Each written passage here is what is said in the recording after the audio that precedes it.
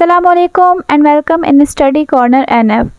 तो आज के इस वीडियो में हम डिस्कस करने वाले हैं मिल्टन की एज के बारे में, जिसमें आज हम कवर करेंगे मिल्टन का जर्नल इंट्रोडक्शन, उसके पीरियड्स और उसके अलावा हम इसके वर्क्स को जो है आज हम इसमें डिस्कस करेंगे। तो एक छोटी सी वीडियो होगी जिसमें हम इसका जस्ट ओवरव्यू लेंगे, और अगर इसके जो दूसरे वर्क्स हैं उसकी मैं अलग से वीडियो बनाऊंगी तो वो मैं आपको नेक्स्ट वीडियो में इसकी बाकी चीज़ों के बारे में बताऊंगी। इस वीडियो में सिर्फ हम इसकी एज को, इसके जर्नल इंट्रोडक्शन को जो है आज हम कवर करने वाले हैं। तो वीडियो को लाइक कीजिए, सब्सक्राइब कीजिए, press the bell icon button ताकि इस तरह की जो भी वीडियोज़ है वो आप तक पहुंच जाए। तो आइए आज की वीडियो स्टार्ट करते हैं एज ऑफ मिल्टन के साथ। John Milton, the most remarkable figure of 17th century, was an English poet, Protestant and a civil servant।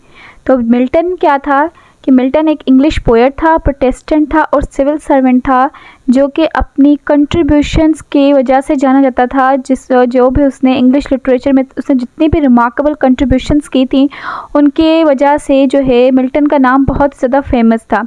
और इसकी एक और काम था डिफेंस ऑफ इंडिविजुअल लिबर्टी। इसने इंडिविजुअल लिबर्टी के ऊपर बहुत ज़्यादा इसने आवाज़ उठाई थी, और इसने रिपब्लिकेशन गवर्नमेंट के बारे में भी जो है इसने काफ़ी ज़्यादा डिफेंस किया था। तो इन दो चीज़ों के बारे में जो है काफ़ी ज़्यादा जो है इसका नाम जाना जाता है।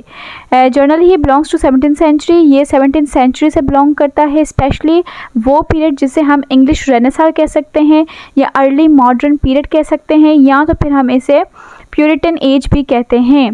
प्यूरिटन एज क्यों कहते हैं? क्योंकि इसमें प्यूरिटिज़म का जो है बहुत ज़्यादा जो है अराइजमेंट हुई थी। प्यूरिटन जो लोग हैं उनकी अराइजमेंट हुई थी इसमें। और जो मिल्टन है वो खुद भी एक जो है प्रोटेस्टेंट था और वो जो है प्यूरिटन्स को सपोर्ट करता था, तो इसलिए इसे जो है हम प्यूरिटन एज भी कहते हैं। जर्नली इस एज में 17th century में क्या हुआ था कि there was a renewed interest in classical learning. इस एज में जो है वो दोबारा से इंटरेस्ट जो था क्लासिकल लर्निंग का, ह्यूमनिज़म का और individual capacity for a self determination जो है वो अराइज हुआ था। जर्नली अगर हम बात करें तो Milton was non for his strong religious conviction. Milton जो था वो अपने रिलीजियस जो है अपने रिलीजन की वजह से, अपने स्ट्रॉन्ग रिलीजन की वजह से बहुत ज़्यादा जो है वो जाना जाता था, जो कि which played a significant role in his work.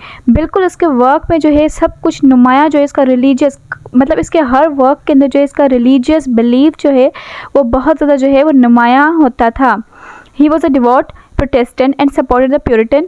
और ये जो था ये क्या था, जो बेसिकली ये एक प्यूरिटन, ये एक डिवोटेड था, प्रोटेस्टेंट था और ये जो है प्यूरिटन्स को सपोर्ट करता था। उस टाइम क्या था 17th century में कि वहाँ पर जो इंग्लैंड है वहाँ पर क्या होता कि दो जो हैं ग्रुप्स उनका अराइजमेंट हुआ था। एक थे प्रोटेस्टेंट, ठीक है, और दूसरे एक थे प्यूरिटन्स और दूसरे थे कैथोलिज्म। तो कैथोलिक्स जो थे उनका जो है वो अलग था और प्यूरिटन्स का अलग था। प्यूरिटन्स क्या थे? प्यूरिटन्स का तो जो था वो एक जो उनका रिलीजन था वो बहुत ज़्यादा स्ट्रिक्ट रिलीजन हुआ करता था। ये प्यूरिटन्स की जो है ये एक बहुत बड़ी हिस्ट्री है जो आपको नेक्स्ट जो वीडियो इसके अंदर आपके साथ डिस्कस करूँगी। तो यहाँ पर जस्ट हम इसका ओवरव्यू ले लेते हैं कि मिल्टन जो है वो प्यूरिटन्स को सपोर्ट करता था, और इसके जितने भी काम हैं, जितने भी इसके वर्क्स हैं, उसके अंदर उसका रिलीजियस बिलीफ जो होते हैं वो उनके हर जो उसके काम है, हर जो उसका वर्क है उसके अंदर रिफ्लेक्ट होता है। जैसे कि उसकी एक एपिक पोएम है paradise lost and paradise regain. ये इसकी एपिक पोएम है जो कि एक्सप्लोर करती है themes of sin, redemption and nature of God. तो इसके जितने भी वर्क्स जो थे वो जेनरास के ऊपर जो है उनकी रेंज बढ़ती जा रही है। जैसे कि उसकी एपिक, जिसमें इसकी एपिक पोएट्रीज आ जाती हैं, प्रैक्टिकल ट्रिटीज़ आ जाती हैं और रिलीजियस ट्रैक्ट आ जाते हैं। तो ये बेसिकली इसका जर्नल इंट्रोडक्शन है। आगे हम इसकी बात करें तो इसकी कुछ फेमस वर्क हैं पैराडाइज लॉस्ट, पैराडाइज रीगेन है, Areopagitica, the Doctrine and the Discipline of Divorce and Samson Agonistes. ये इसके कुछ जो हैं मोस्ट फेमस वर्क हैं जिसको हम आगे चल के नेक्स्ट जो है हम इसको वन बाय वन जो है इसको डिटेल में डिस्कस करते हैं।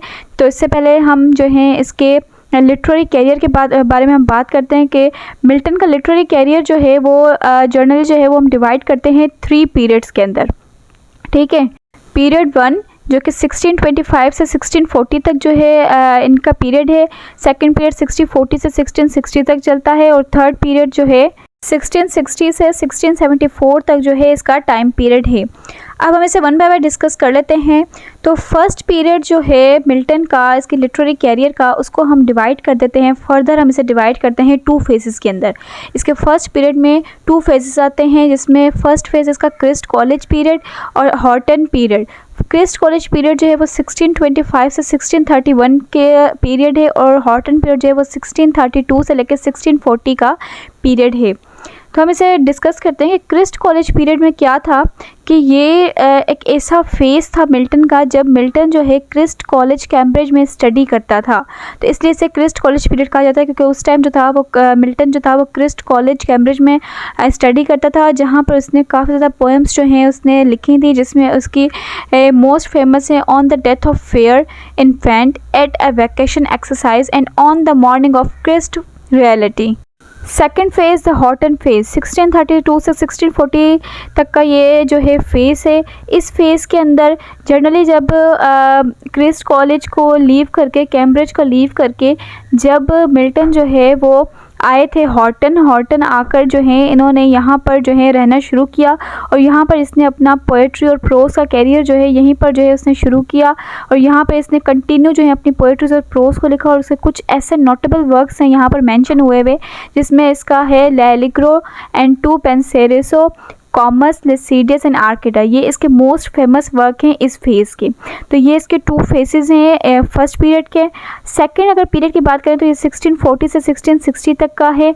इस पीरियड में जनरली जो है इसमें पॉलिटिक्स, जब मिल्टन जो है इसमें क्या हुआ कि मिल्टन जो है वो इन्वॉल्वमेंट हुई इसकी पॉलिटिक्स के अंदर। मतलब ये सारा जो पीरियड है ये पॉलिटिक्स से रिलेटेड है, कि जब मिल्टन जो है वो पॉलिटिक्स में आए और उसके बाद इसका जो फेज़ है वो शुरू होता है कि मिल्टन जो है जब ये आए पॉलिटिक्स में, तो इसने जो है इंग्लिश सिविल वार के अंदर जो है इसने अपना वर्क किया पम्फलेटर का, और ये जो है एज अ सेक्रेटरी जो है फॉर फॉरेन ट्रेजर जो है अपॉइंट किया गया अंडर ओलिवर कॉम्सवेल के अंडर। और मिल्टन जो है उसके कुछ मेजर वर्क्स जो हैं इस पीरियड के वो हैं the Doctrine and the Discipline of the divorce, the tenure of the king and the magistrate, and इसका मोस्ट फेमस वर्क है पैराडाइज लॉस्ट, जो कि इस चीज़ का, इस फेज़ का जो है, इस पीरियड का जो है ये वर्क्स हैं। तो जनरली जो ये फेज़ है, ये जो पीरियड है सेकंड पीरियड, ये जो है ये रिलेट करता है इसके पॉलिटिकल कैरियर के साथ। थर्ड अगर फेज़ पे आ जाए तो थर्ड फेज़ जो है इसका 1660 से लेकर स्टार्ट होता है। ये पीरियड जो है, इस पीरियड के अंदर जो है हम टर्न आउट देखते हैं कि मिल्टन किस तरीके से जो है दोबारा टर्न हुआ पोइट्री की तरफ, और जो है इस टाइम के अंदर क्या हुआ कि इसने काफ़ी ज़्यादा मेजर वर्क्स जो हैं इसने लिखे, जिसमें हम paradise Lost, Paradise regain, Samson agonist और काफ़ी ज़्यादा इसके अदर वर्क्स जो हैं वो इसमें हम देखते हैं। तो अब आ जाते हैं हम मिल्टन के कुछ मेजर वर्क्स की तरफ, जो कि इसके मोस्ट फेमस और सिग्निफिकेंट वर्क हैं इस एज के। तो सबसे पहले इसका जो वर्क है पैराडाइज लॉस्ट। पैराडाइज लॉस्ट जो है इसकी एक एपिक पोएम है, जो कि 1667 के अंदर जो है वो पब्लिश की गई थी। ये एक ऐसी स्टोरी है जिसमें हम एक मैनकाइंड के बारे में देखते हैं कि वो किस तरीके से गार्डन ऑफ ईडन से जो है फॉल आउट हुआ था, और जो है इसके अंदर हम ये जो है इसकी ह्यूमिलिटी के बारे में देखते हैं, इसके रिडेप्शंस के बारे में देखते हैं, और ये ओवरऑल जो पोएम है इसके अंदर सिन, टेम्पटेशन, फ्री विल और नेचर ऑफ गॉड जैसी थीम्स जो हैं वो एक्सप्लोर होती हैं। ये पोएम जो है ये आयम्बिक पेंटामीटर और ब्लैंक वर्स में लिखी गई है, और ये जो है ये इस पोएम को हम इंग्लिश लिटरेचर की एज अ ग्रेटेस्ट वर्क जो है माना जाता है। और इवन टुडे जब भी हम बात करें पैराडाइज लॉस्ट की, तो ये एक ऐसी मोस्ट फेमस पोएम है जो कि आज तक जो है वो वो रीड आउट की जाती है। तो पैराडाइज लॉस्ट जो है वो मिल्टन की एक बहुत ज़्यादा फेमस पोएम है। इसकी जो है ये बहुत बड़ी पोएम है, और ये जो है इसमें हम सिर्फ हम इसका जनरल इंट्रोडक्शन देखते हैं इसका, कि इनके पोएम्स का क्या क्या इंट्रोडक्शन है। अगेन हम दूसरी बात लेते हैं पैराडाइज रीगेन। तो पैराडाइज रीगेन भी पोएम है जो कि सीक्वल है पैराडाइज लॉस्ट का। ये एक ऐसी पोएम है जिसके अंदर जो है वो क्रिस्ट के टेम्पटेशन के बारे में बयान किया जाता है, और उसकी किस तरीके से विक्ट्री हुई है ओवर शैतान, इसको हम जो है इस पैराडाइज रिगेन में देखते हैं। ये एक शॉर्ट पोएम है और ये मतलब पैराडाइज लॉस्ट से जो है काफ़ी ज़्यादा कम जानी जाती है, इतनी पॉपुलर नहीं है जितनी पैराडाइज लॉस्ट है, लेकिन फिर भी जो है ये एक इम्पॉर्टेंट जो है रिलीजियस थीम्स को जो है वो एक्सप्लोर करती है। और जो है मिल्टन का जो बिलीफ है about the nature of Christ, उसके बारे में जो है ये पैराडाइज रिगेन जो है ये हमें जो है काफ़ी हेल्प देती है। अगेन हम अगर थर्ड के ऊपर आ जाएं तो है एरोपेगेटिका। ये एक पॉलिटिकल ट्रीटीज़ है जो कि 1644 में जो है ये पब्लिश की गई थी। जनरली ये जो पॉलिटिकल ट्रीटीज़ है इसके अंदर जो है फ्रीडम के बारे में, प्रेस के फ्रीडम के बारे में, सेंसरशिप के बारे में जो है वो डिस्कस किया गया है। और उसमें आर्ग्यूमेंट की गई है कि फ्री और ओपन एक्सचेंज ऑफ आइडियाज़ जो है वो किस तरीके से जो है ट्रुथ को परसुएट कर सकते हैं, और इसमें जो है किस तरीके से सेंसरशिप के बारे में होनी चाहिए, इसके बारे में जो है इस ट्रीटीज़ में जो है बताया गया है। तो ये वाइडली जो है इसे एक सेमिनल वर्क है on the importance of free speech. तो ये एक जो है पॉलिटिकल ट्रीटीज़ है।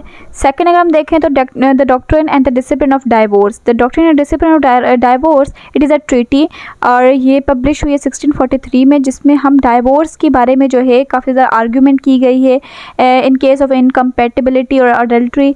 और ये एक कंट्रोवर्शियल वर्क है उस टाइम का, जिसने काफ़ी ज़्यादा जो है पॉलिटिकल रिलीजियस लीडर से क्रिटिसिज्म भी गेन किया है, लेकिन फिर भी इसने जो है अपना ग्राउंड वर्क जो है इसने डेवलप किया है इन लिबरल एटीट्यूड टुवर्ड डाइवोर्स उस टाइम जितनी जो सेंचुरीज में जो इन्होंने फॉलो किया था। उसके बाद हम आते हैं सैमसन अगेनिस्ट। ये एक ड्रामा है। इससे पहले जो पैराडाइज लॉस्ट और पैराडाइज रिगेन है वो दोनों पोएम्स हैं।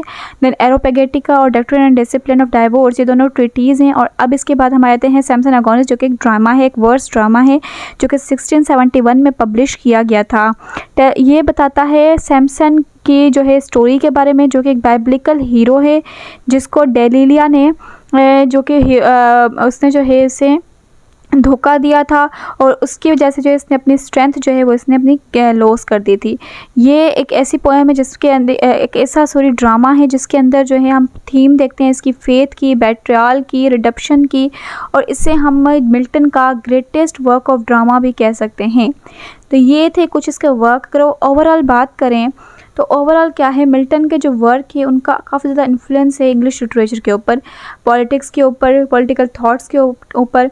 और ये जो है इनको इवन टुडे आज तक भी काफ़ी ज़्यादा स्कॉलर्स, रीडर्स जो है इसे स्टडी करते हैं, इसे अप्रिशिएट करते हैं इवन टुडे। और मिल्टन, जैसे कि हम जानते हैं कि मिल्टन जो है वो एक चैम्पियन है, और वो चैम्पियन किस चीज़ में, इंडिविजुअल लिबर्टी की उसने बात की गई है, इसने फ्रीडम ऑफ थॉट की बात की गई है, जिसमें वो बिलीव करता है कि हर एक इंडिविजुअल जो बंदा है उसको इस बात की फ्रीडम होनी चाहिए कि वो अपनी नॉलेज को सीख करे और वो ट्रुथ को परसुएट करे विदाउट एनी इंटरफेरेंस।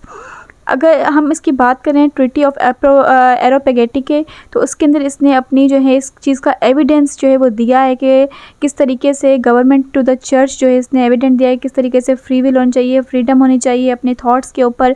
और इसके अंदर जो है इसने सेंसरशिप के अगेंस्ट जो है आर्ग्यूमेंट की है, और इसने जो है फ्री के ऊपर मतलब फ्री विल के ऊपर इसने बात की गई है।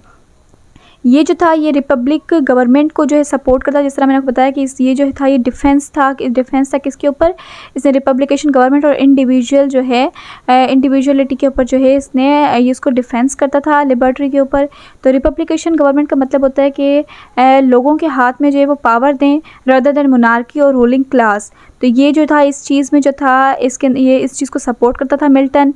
और इन द एंड हम ये कह सकते हैं कि Milton was a complex figure who promoted both religious devotion, individual liberty and many other things. इसने काफ़ी ज़्यादा एक कॉम्प्लेक्स फिगर था जिसने रिलीजन के ऊपर बात की, डिवोशन के ऊपर की, इंडिविजुअल लिबर्टी के ऊपर की, और काफ़ी ज़्यादा चीज़ें और भी इसने डिस्कस की हैं।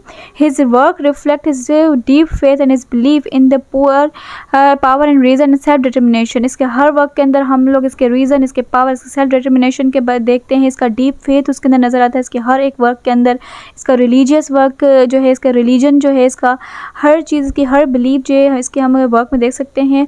और he played an important role, इसका एक बहुत ही इम्पॉर्टेंट रोल है इंग्लिश लिटरेचर में कि इसने इंग्लिश लिटरेचर को शेप किया और पॉलिटिकल थॉट को जो है उस टाइम के 17th सेंचुरी के इंग्लिश लिटरेचर और उसके थॉट्स को जो है इसने जो है वो शेप आउट किया। तो ये था मिल्टन का एक जर्नल इंट्रोडक्शन जो हमने आज के इस टॉपिक में डिस्कस किया है, आज के इस वीडियो में डिस्कस किया है। अगर आपको कोई भी कन्फ्यूजन है तो आप मुझे बता सकते हैं। नेक्स्ट वीडियो में इंशाल्लाह हम इसका जो है डिटेल जो है हम इसके जो है वर्क के बारे में, इसका सोशो पॉलिटिकल और रिलीजियस बैकग्राउंड के बारे में जो है, उसके अदर वर्क के बारे में हम नेक्स्ट वीडियो में जो है हम इसको डिस्कस करेंगे। तो तब तक के लिए मुझे इजाज़त दीजिए। Thank you so much. अल्लाह हाफिज़।